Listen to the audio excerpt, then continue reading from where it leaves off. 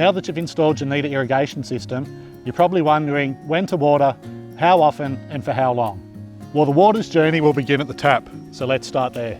We recommend handing over responsibility of watering to an electronic tap timer. This Neta 2-zone tap timer splits your line into two, giving you access to water without touching your irrigation system.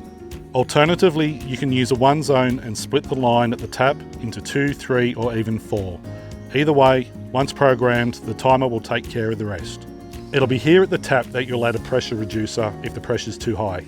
It's a good idea to insert an inline filter to keep your water as clean as possible to avoid blockage from debris. A big question we get asked is how often you should water. Well, that question leads to more questions. What plants are you watering? Are they newly planted? And what type of soil's hosting them? You'll find some suggestions at the back of the Neta irrigation planner that will help you get started. Keep a close eye on your plants and adjust them accordingly.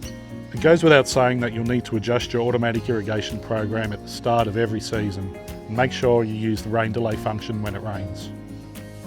When determining how long to make each irrigation session, test out your soil's water retention by running your system for 10 minutes. After a couple of hours, dig down into the soil and see how far the water has penetrated. Add another 10 minutes if not sufficient, and so on. The deeper the water penetration, the deeper the roots will go, which will make for a healthier plant. By choosing a Neta irrigation system, you've already become more water wise. I've got a few other tips to help you become even wiser. Watering at the right time is essential. Early morning is best, and you can leave that chore to the Neta timer. Choosing the right plants, such as natives and other plants that need less water, is also smart. And the birds and bees will love you for it. Don't forget to mulch. Not only will it reduce evaporation and water runoff, it will provide nutrients, restrict weed growth, and look great.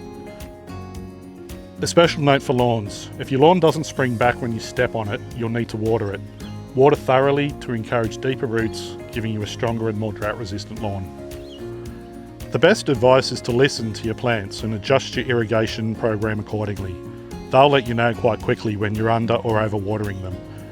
Once you've mastered the art of watering, they'll reward you with bountiful harvest, colourful flowers and beautiful greenery.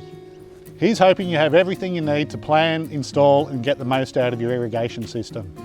So get out there and enjoy your garden. And don't forget, if you need us, we're only a phone call away.